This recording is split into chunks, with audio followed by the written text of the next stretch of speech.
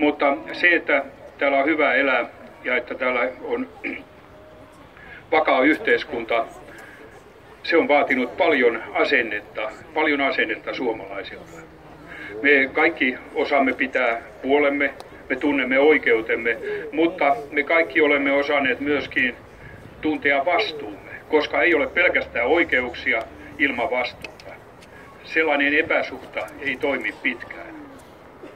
Minua vähän kiusaa välillä se, kun kuulee sanan vastuu säännöllisesti sellaisissa yhteyksissä, että vastuu painaa hartioita tai että vastuu velvoittaa, ikään kuin se olisi jotenkin negatiivinen asia. Ruvetaanpa ajattelemaan toisella tavalla.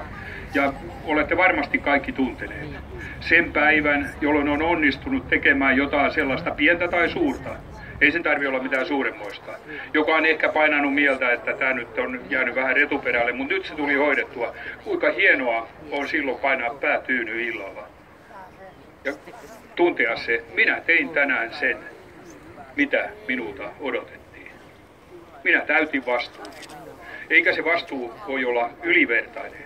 Jokaiselle kohtuuden mukaan, niin kuin osaa täyttää. Ja tätä kautta minä päädyn siihen ajatukseen, että itse asiassa vastuu on elämän ilon lähde. Silloin kun sitä ei ole liikaa, kun sitä on mittansa mukaan vain ja kun se täyttää. Siitä tulee, kuulkaa, valtava hyvä olo.